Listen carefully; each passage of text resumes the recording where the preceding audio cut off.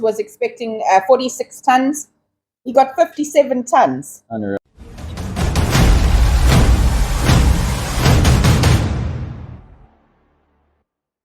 Right, coffee with Christy. Coffee with me. That's it. Okay, fantastic. You went for a road trip this week. Yes, did you miss me? Oh, we all missed you. Got a bit of quiet here. Oh, really? Yeah. Yes. All right. And you went to go see your clients. How important is that relationship that you have with the clients and going to go see them? I mean, most of the times your beekeepers go to the site.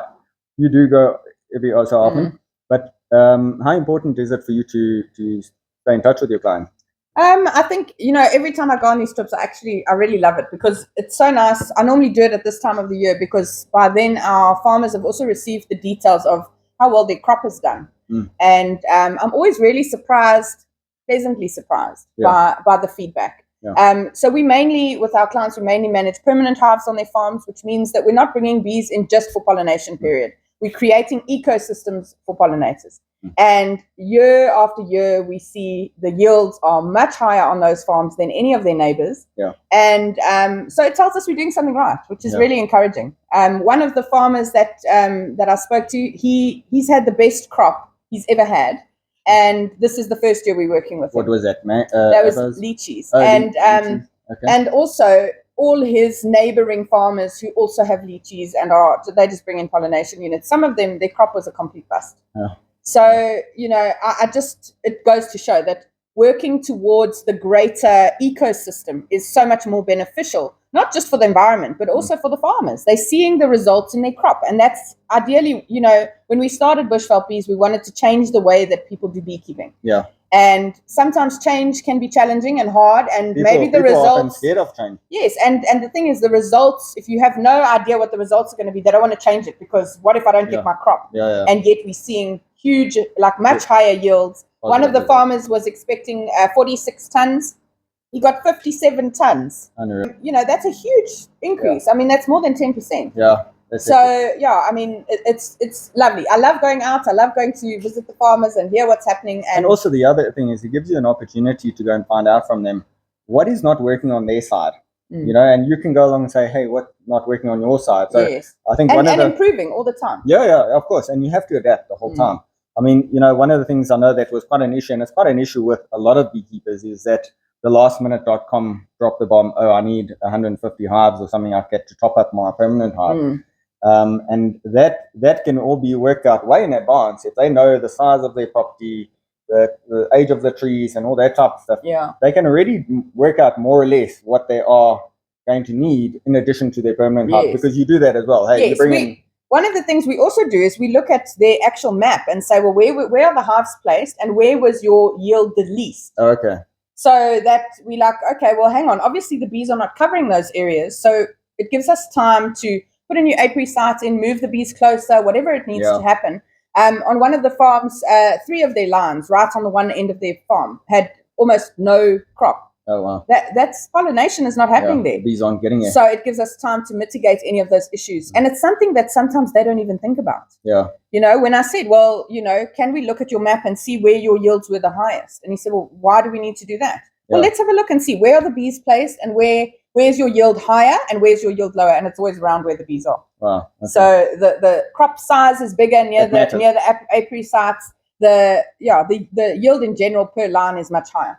So it helps them get a better understanding of what the bees need. It helps us get a better understanding of what the farmer needs, and we can work together much better. So in a case like where a farmer's got, say now he's got 1,000, let's use a big number, 1,000 hectares of macadamias. How do the bees survive outside the season? If the farmer isn't on board, they won't. So now for a lot of our farmers, we spoke about other forage for the bees, what they can plant, where they can plant. We've got a lot of relationships where we've been with the farmer for a long time. And when they are on board and they're doing what they need to do, we don't need to visit the hives as often because we don't need to worry about scarcity of food because we know there's plants established. And what I always encourage my farmers to do is I don't expect you to plant every single section of your farm that has nothing, but every year do something. It just all adds up eventually. So put little pockets of a mix of blue basil and salvia and whatever at the end of every line, so your bees have other food. So why the big move to having permanent hives? I mean, why don't they just have hives on the sunflowers and then bring the hives from the sunflowers to another crop, eventually bring them to the farmer for pollination? I mean, what's the difference? The bees are so much more effective if they've had a rest period. Okay. So just like a tree needs a winter so that it can blossom beautifully in the beginning of spring, the bees also need time to rest. They can't work hard all the time. Yeah. So, obviously the dearth does also, we have a lot of hives that abscond because there are areas on the farm where there's not enough food, but we supplement feed where we can. Yeah. And when we know, okay, that particular apiary site, we're having loads of absconsions, we need to do something different. And on one of the farms, we had just that. Okay. 3 of the apiary sites are doing fantastically. They've planted loads of stuff, but the last apiary site to go in wasn't prepared well in terms of food. So we're having absconsions. Okay. But the farmer understands because we've been working with him for 5 years. Yeah. So there's not like, oh, what are you guys doing? Why are my bees leaving? He understands. Yeah. It's a partnership. You've got to work together. And so he's already planted lands just near there with the he'll only keep your services if you look after him. Yes. And you can go along. You can take the horse to the orchard, but you can't make a drink. Yes. So you can say, okay, so for us to look after you, this is what needs to happen, and what can we do part of that, and what can you do part of that to make sure that it all works out nicely. Yeah, and then it comes back to that relationship, that visiting, having a coffee together, chatting about the farm, chatting about the bees. And if that relationship is not good, and if the crop can't be a good partnership. If the crop has taken a dip, then it gives you an opportunity to go and find out where was the problem. Yes. Was it pollination related, or was it fertilizer, was it water, or was it spraying? Could have been anything. So there's lots of things. You can get down to the root of the cause. And there's often fighting between farmers and beekeepers, and it shouldn't be like that. It should be a space where you can have a discussion, and we all need the bees to do well. The farmer needs it for his crop, we need it for our bees. And when the bees come off of some of those pollination contracts and they do go somewhere, they need to be strong so that we can get a honey crop from them. Yeah. So we just need to work together, and the only way to do that is to build that relationship. And as far as we see it, if the farmer's happy, he's happy to use more of your services and recommend your services. Yeah. So that's why the importance of, there was another thing, coming back to the moving hive from place to place. I think it's in America at the moment, where they've got, what do they call it? Collapse syndrome or something like that? Colony collapse syndrome. Colony collapse. There's a big thing is it America? Yes, or it's is America. It Australia? So in America, they move the hives, especially on the almonds. Okay. That's quite a huge beekeeping. A lot of beekeeping industries in America are built on the back of almond pollination, and they simply move their hives honey from them? I'm not sure if you get almond honey. I've never heard of it. Perhaps if you've heard of almond honey, let us know. But they basically need the bees for pollination. So they move them from place to place to place. And the bees don't get a time to rest. And also you must remember that in America, they don't actually have an indigenous honeybee. Okay. So the commercial bees that they're using are from Scandinavia or Italian or and wherever. They do a lot of mixing, don't they? They do a lot of mixing. They do a lot of queen rearing and breeding. And their bees are not as resilient as our bees are. And our bees are also very Everything's bigger and better in Africa. More vicious as well. Those that are from the States watching, let us know what the mix of your bees are. Where do they come from? Where are they predominantly from? That would be very interesting to us here in South Africa, because we've got indigenous bees, two indigenous honeybees. Depending on where you live in South Africa, if you're down on the more southern parts near Cape Town, you will deal with the Capensis honeybee. And on the north area, Scutellata. And the Cape honeybee is known as a lot more docile bee than the one we get up here in Zululand. The ones here are a little bit more feisty, but they can be also vigorous producers. Yeah. So coming back to the on the farms and the relationship with the farmers and all that type of thing.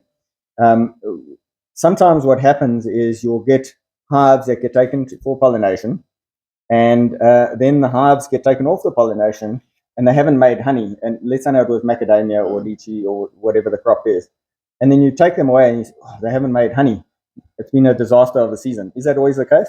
So we had just that this season. We had hives that moved onto farms for pollination. We had a very unusually dry season just before pollination started. So the trees were not full of nectar. So whilst the hives came back and we thought, well, we didn't get honey, now it's been a disaster. But in terms of pollination, just after being with all these farmers and chatting to them, the pollination was very effective. They're all very happy.